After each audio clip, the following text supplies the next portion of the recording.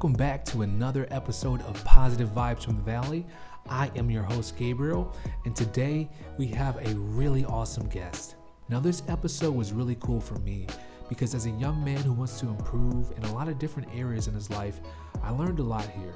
But I think a lot of different people are going to take inspiration from this guest and what he has to say. Today, we're going to be talking to Stephen Marut. Now, Stephen's a father, a husband, a man of faith, a man of finance, and a whole host of other things. I'm really impressed with how Stephen has put together his life. But on this episode, we're going to talk about how it wasn't always that way. Stephen had to learn from failure and trial and error on how to be successful. On this episode, we're going to highlight some of those stories and talk about the changes that he made to get closer to the man that he really wanted to be in life. And there's definitely some gems dropped in this episode. So take a listen. Stephen, thanks for joining me. We were just talking a little bit off camera, and I said I wanted to save some of the conversation for on camera.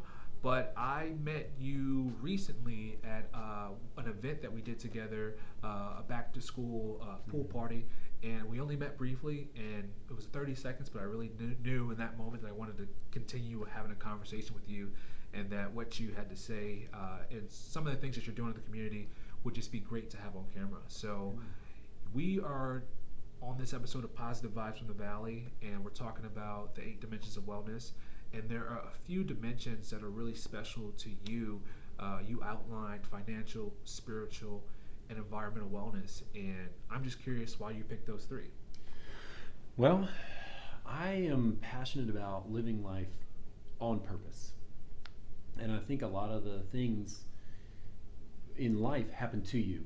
Yeah. And sometimes those are unavoidable. But otherwise, if you can set up those 3 things, time management, money management is inside the financial, purpose is inside the spiritual, and then your surroundings, building your surroundings in order to set yourself up to thrive. I think those things really can put you in a position where you are living your life. Things are still going to happen, but if you're living your life on purpose, they're according to your priorities and your direction. And I just feel like that's what makes a life the one that you are owning. So I love that. You said time management, purpose, and then constructing an environment that's going to be conducive for you to be successful. That sounds like wisdom, and a lot of times wisdom comes from experiences, good or bad. How did you come to kind of have that mantra? Like, where did that come from? Maybe take me back. We talked about off camera, some of the journeys that you had, previously in life. Like, how did that all come to be? Okay, so yeah, we're gonna go down the mistakes trail. Yeah. So I left college with my undergrad, not my master's yet, which I got later. But I left college with 106,000 in student loan debt. Ooh. So then I just started working, started living life. And my buddy's church did something called Dave Ramsey training. Okay. Whatever. He took it, he left me the book. And there's a book, and I went through the book, and it basically just talks about forming a budget. Yeah. And you start your budget with, how much you're spending, yada, yada, yada, and you go with how much you're earning. Well, so much of your time management is wrapped up in trying to earn money or, all these other things, and how you don't have time for what you want to do because you have to deal with what you have to do because whatever. So in that, I learned what it looked like to own your finances and how to make a plan to get the heavy weights that you come out in ignorance for my own self. Like, I didn't really even know what I had done to myself at that point. And that was, I forgot to mention, I had a truck payment. Okay, so I traded in a nice car that had a manageable payment for a truck that doubled the payment, and gas prices were super high back then. Like kind of like they were at $4, type of thing, and now we're at like $3.60. So all these, I had to make changes, right?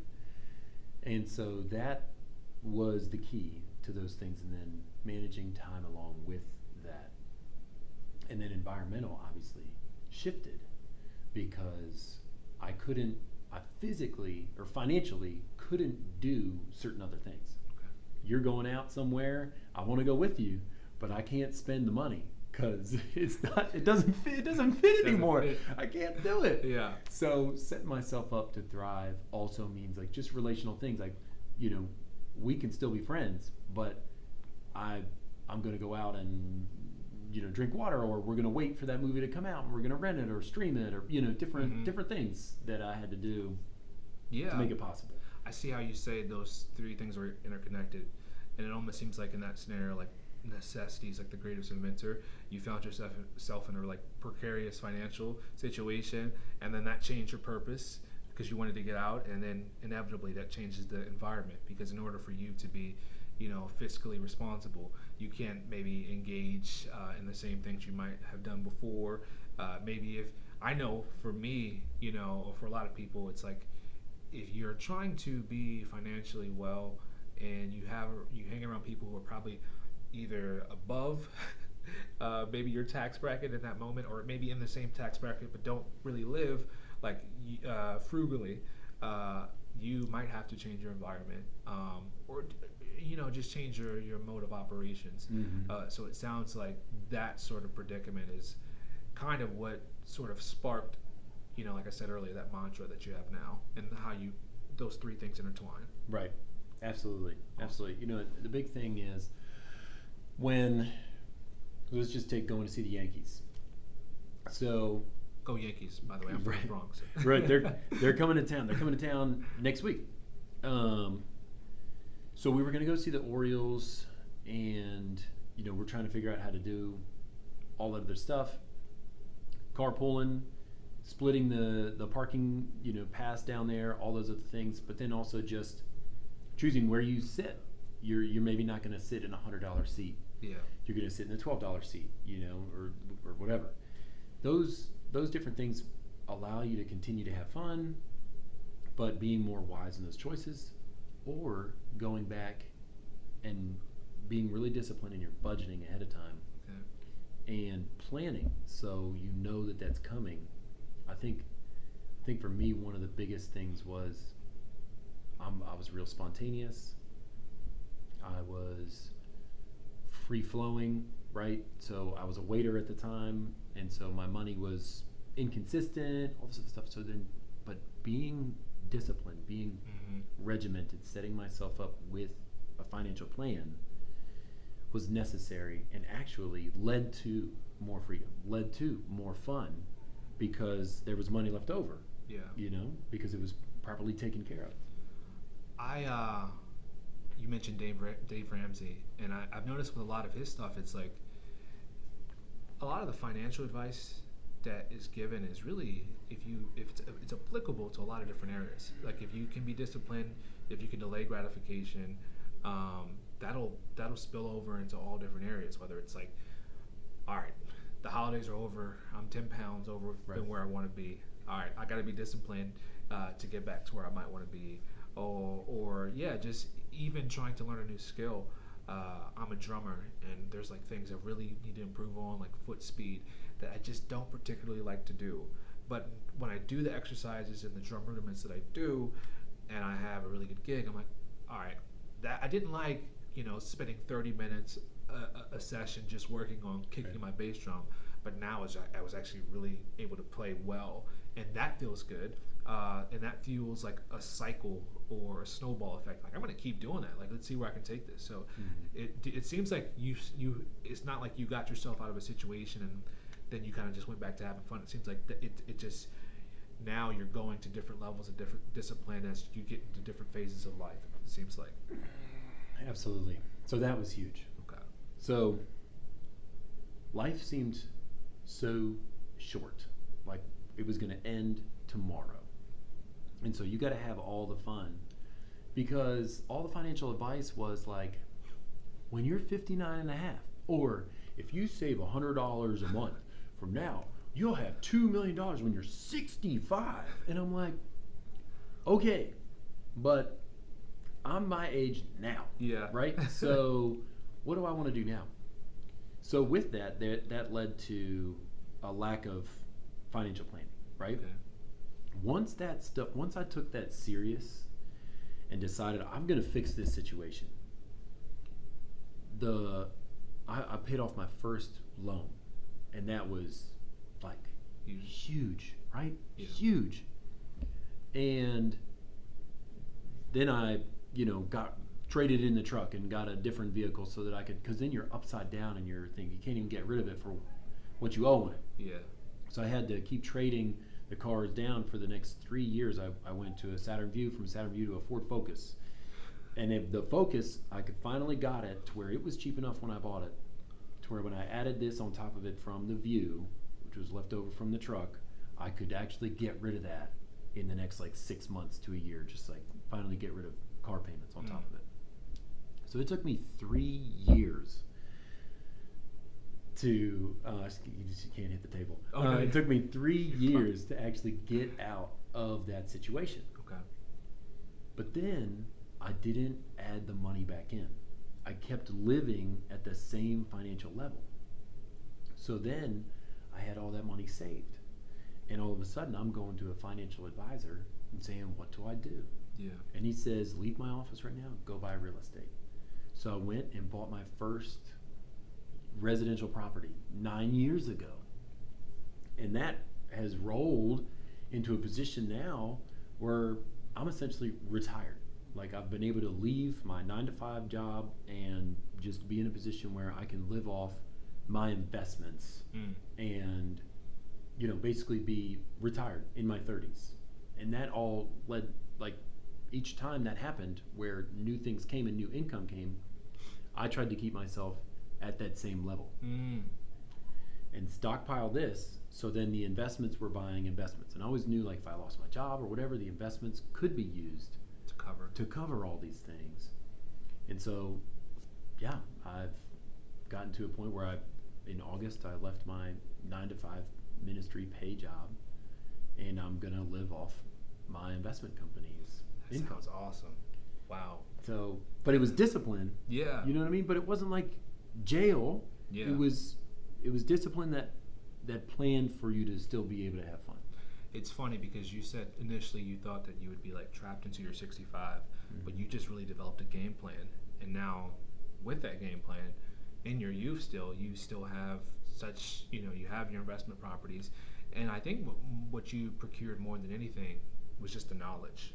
You know what I'm saying? Say if things go belly up today, I feel like people with knowledge are able to always work their way back, Right. Because you can't take away, like you said, processes, Right. Athletes, might tear an Achilles, but they even might find new things in their rehab, and that turns into skills that they didn't have before their injury. Right. It's just always procuring knowledge, and it sounds like you're really good at that, and you prioritize it. Well, so that's the environmental wellness. Okay. Who am I surrounding myself with? There are guys that I surround myself with that are more creative financially, that have more energy, that spiritually love the Lord more, or serve their families better, or different things like that, which pushes me forward or allows the things that I'm doing well to go to the next level, because I'm like, oh, you said to do this and you're smarter than me in this area and I respect you, great, I'm going to do that too. Well, I wouldn't even have thought about that, or I wouldn't even have known about that. And now, because we're friends in this network, you're giving me guidance. So I'm not even just figuring out on my own, we're doing it together. Yeah. And so the environment that I surrounded myself with changed throughout time, but has always been able to set me up for greater success, whether it was just in finances or whether it was in my family or whether it was spiritually. It's been a blessing to me continually. So whether I had money or not, I've always said man, I'm one of the richest guys I know. I'm so rich in community, rich in family, rich in blessings from the Lord, rich in experiences, that really comes down to the environment the Okay. people around me that I just have loved. Now that's a perfect segue because we've talked about the financial, how that's influenced by the environment, and your environment is also influenced by the spiritual. So tell us a little bit about that, how that works into that trifecta. Well, I think now people live on islands a lot more than ever before. And I don't know, I've always been a man in this time period, so I don't know what it was like before. But church, the is a group of people, like a body, right? A group of people where you find friends, or you find meaning, find places to serve. Like, you have talents and things you can do. Where can you do them? And there's an easy way to figure that out at church. They've got different things they're involved in, different places, different things. Like, I'm serving food to the community, or I'm serving coffee to the people that show up at church. There's gardens that you can plant that serve underprivileged people. Like, there's so much that an active church, which is a lot of churches are active, like, but there's so much that you can do. Yeah. But inside that, just at the base level, you have your relationship with, like, the pastor. That's the base level. That's the first thing, is that they're there, you can go to them, you can talk to them. But it's still a little bit more arm's length, maybe at the beginning, over time.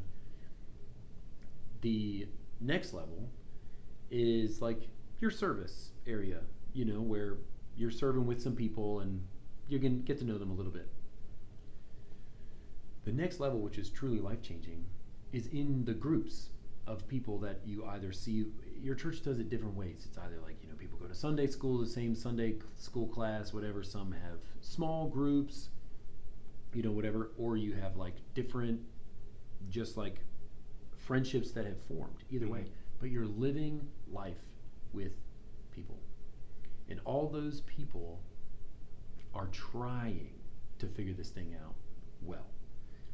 They're not very good at it, just like you're not very good. You know what I mean? Just that, like, I'm not very good. Like, that's the thing. It's not perfect, and it's, everybody's just kind of like doing this together, but you're trying to do it better. And that allows me to get help from you, and for you to get help from me. And the closer those relationships are, the better you have the ability to be vulnerable and get the help that you need to go forward. So Financial Peace University came through that Dave Ramsey thing, came through my buddy's church.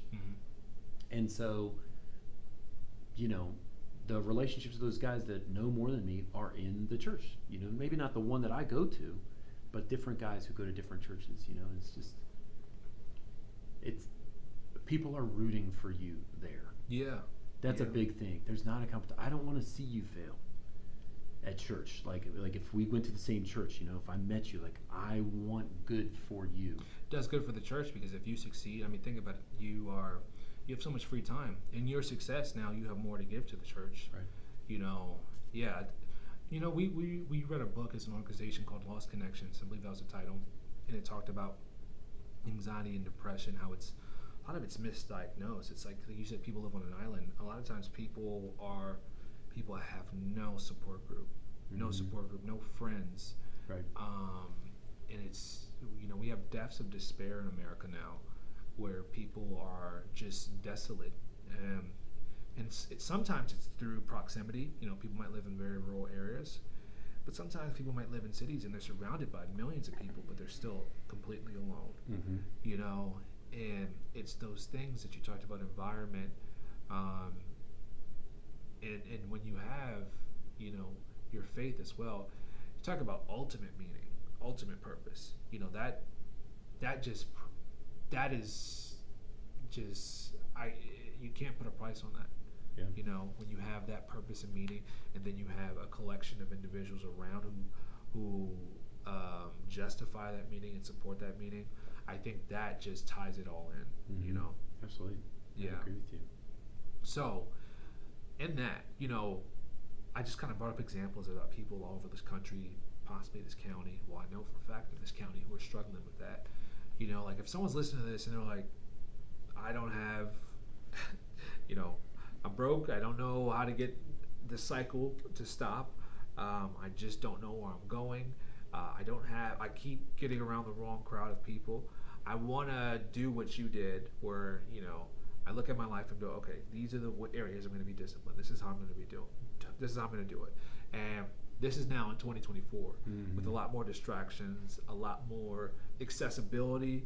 I think back to when I was in high school. It's like the things that a lot of our students have at their fingertips now. I'm glad I didn't have that, because I definitely would have probably self-destructed. So with that in mind, it's like, what are some, I know we just talked about it, but like, what would be your Spark Notes version for like, this is what I would get rid of, this is what I would start doing?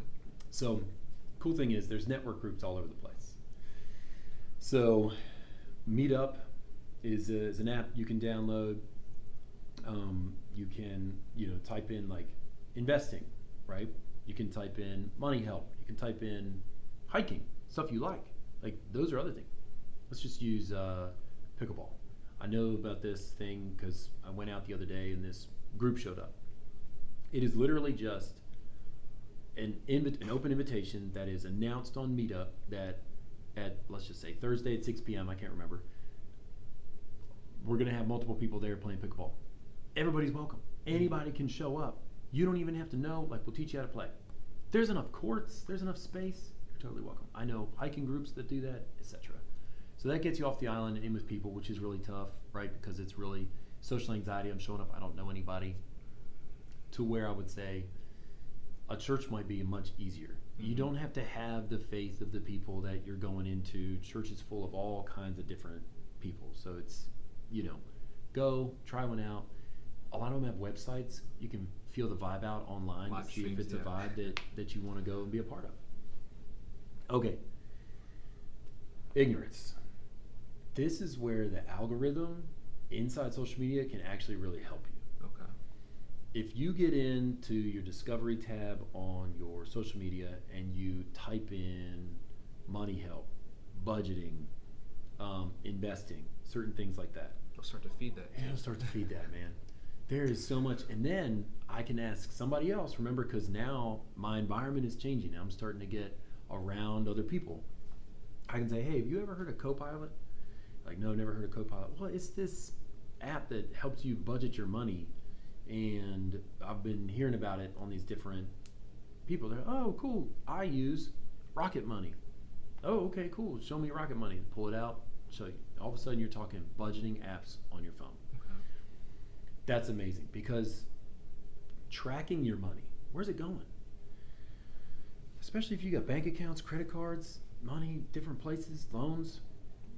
These apps sync with all of your, you put your password in, it syncs all these things. So you know that you're spending money, you know where it's going. You can actually track it now so much easier. It brings it all into the app. So that's in your discovery area. Your church is going to be something that you find. Right? Something that if you can grab one person to go with you, it lowers the social anxiety so far, because you got someone to talk with, someone to go in with. What do I do with myself during this time? Where do I go? I don't know where to go. I don't know the lingo. I don't know what to wear. All this other stuff. A lot of that's online now. Feel those vibes out. Go with someone, and go back a few times. It's not a big deal. Each church you go to will have a way to connect, a card to fill out and drop in. Go ahead and start. Just do that. Let it happen. Meet some people. Got to dive in. That's the toughest thing to overcome. When you're on an island, it's weird to meet new people. If church is super not your thing, the meetup groups are great. Go to a place that you enjoy doing something. Like, let's just pick the Vibrissa beer place, whatever. In the men's room, they have all of the announcements. So I'm sure the announcements are also in the girls' room. They got trivia nights, they've got open karaoke nights, they got all these different things. The toughest hump to get over is meeting a new person. And so putting yourself out there to do these things is going to be essential no matter which direction you decide to go. So if you have one person to go with, it's going to be so much easier. If you got no one, go for it. But church is there are people like actively volunteering out on like the hospitality volunteer position. Like me at my church, I serve coffee. So I'm literally there only to give you free cups of coffee and like engage in conversation. So it's great because by nature they want to welcome people in. Right. No, I think you're right, because I think like, you know, for some people trying to lose weight, it's like the thought of going to the gym, not the actual process of working out, but the thought of like going in, you know, wearing things you might think are uncomfortable, and then being around people who are like been working out for 15 years and there's muscles coming out of everywhere, and you're like, I'm just trying to get in shape because my doc said this, you know. I think the thought of that, and I think, you know, the social, transferring that over to the social, it's probably just so hard, just breaking the ice, just getting it over with. So I like that advice. It's like, go to places that are already welcoming, and take a friend. One thing I also liked is, and this is a perception that I share as well, it's like you kind of have to use the things that are doing a lot of harm. There's also ways to make them do a lot of good. Like you brought up the algorithm. It's like the algorithms are, I would say, they're inclined to feed us a lot of like bad, not bad in the sense that it just is probably not going to feed your soul, right? You know, but I will say it is faithful to feed you what you start clicking on, right? You know, and you can go down a rabbit hole really, really quickly. It's just like you have to decide that's the rabbit hole you want to go down. So I do like that idea of like taking these things and go, hey, all right, well, this social media can either be very, very harmful, or you could use it to connect with a group and to actually get you off your own island. That's going to be really like crucial for it. I love that advice. Right. So it's connected to what you search, because they've implemented the cookies. So if you're searching for at-home workout routines, for instance, it's gonna pump that into your feed. But the fastest way to get your algorithm to shift is to go into your discovery area of that particular app and search for things that you want to grow in. And then all those different influencers and stuff that talk about those different ideas come in there. I know of a particular influencer that lives locally in the Blue Ridge and only does cool hikes. Advertises the hikes for people to go and do for themselves, but then sets up group hikes. So if you join their email address, their email thing, they send it out, and then they post the picture of the group later on, like, look, 20 or 30 people came. Like, you're not going to be alone in the wilderness with me. There's going to be plenty of different people here. So I know that stuff, depending on what you want to do, exists. I know there's meetup, pickup soccer. I know there's pickup rugby, which I don't know that I want to get hit like that, but there's meetup things going on. For me, I have found in the church all that I have ever dreamed of and more, and all that I've ever needed and more. But that's me. Yeah. If it's not you, that's okay. There's other ways, but you got to do it. So what's next for you? I know that you were doing recently work with Young Life, and you have a lot of time on your hands.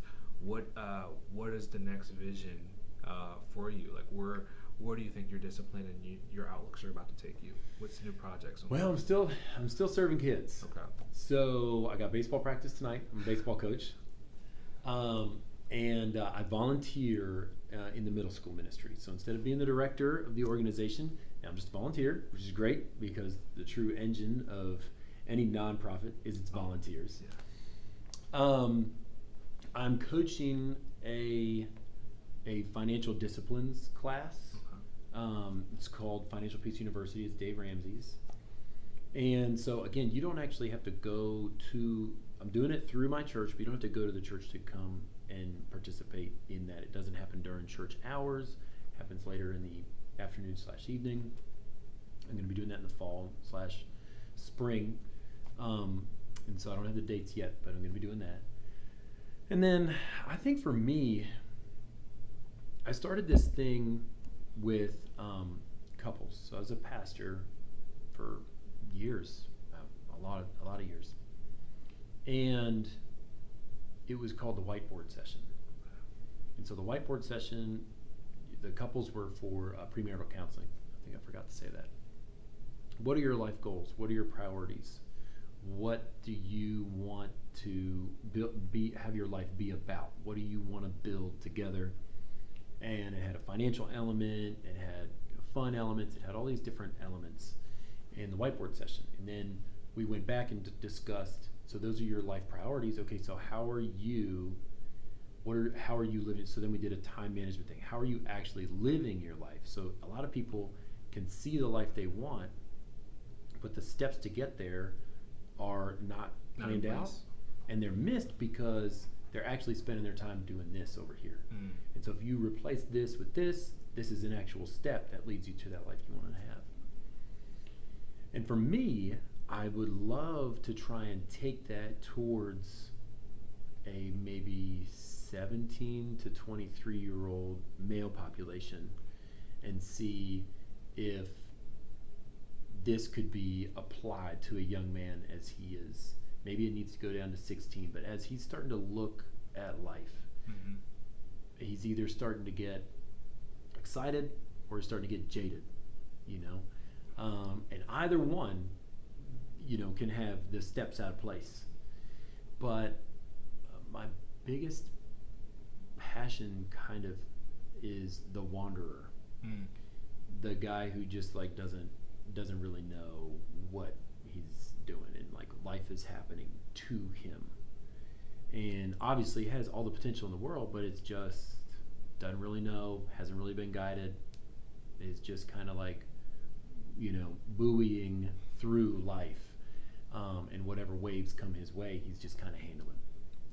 And so that young man, I'd love to see if I could develop something that would make it easy for them to fit that in, to make those changes, to be guided in the right direction. But we'll see. I don't know. We'll see. No, it's like when you look at the depths of despair and sort of the loneliness breakdown, the distinctions are very clear between men and women. It's like they experience loneliness and despair in their social groups in very different ways. And I'd say that's a population that I'm very passionate about as well, just because I've been in circumstances where I just see the need for it in a vacuum, for strong male role models, or even curriculums that are focused on things that I know problems that males have that maybe females might not experience. So I love that. I hope it goes well. I hope we can brainstorm on those things. But yeah, I really appreciate you sitting down with us. I love like I said, I'm calling it the trifecta of getting those three things in order. And it seems like they build in on themselves. You take one out, the other two don't really work. So, or if you fix one and you commit to one, the other two kind of start to work themselves out. So I really love that. So yeah, thank you for sharing that with us, and we really appreciate it. And I think this is just a pivotal conversation that a lot of people are going to need. So thank you. Yeah, thank you. This has been great. Love it.